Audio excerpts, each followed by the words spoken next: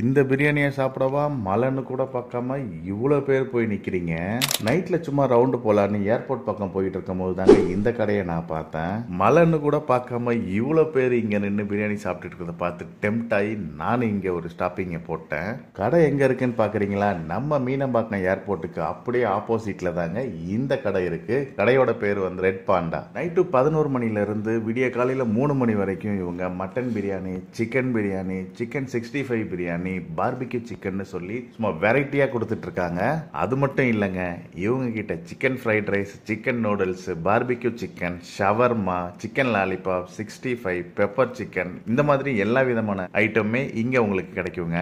இவங்களோட மெனு கார்டை பார்த்துட்டு நான் இவங்க கிட்ட mutton biryani, chicken biryani, barbecue chicken எல்லாமே ஆர்டர் பண்ணியிருந்தேன். சும்மா டேஸ்ட் வேற லெவல்ல இருந்துச்சுங்க. அதுவும் மட்டன் பிரியாணி சொல்லவே தேவையில்ல, சும்மா அவ்வளோ தரமா இருந்துச்சு. மஸ்ட் ட்ரை மட்டன் பிரியாணின்னு சொல்லுவேன். சிக்கன் பிரியாணியும் அதுக்கு சளைச்சது இல்லைங்க. சிக்கன் பிரியாணியும் வேற லெவல்ல இருந்துச்சு. ட்ரை பண்ணி பாருங்க.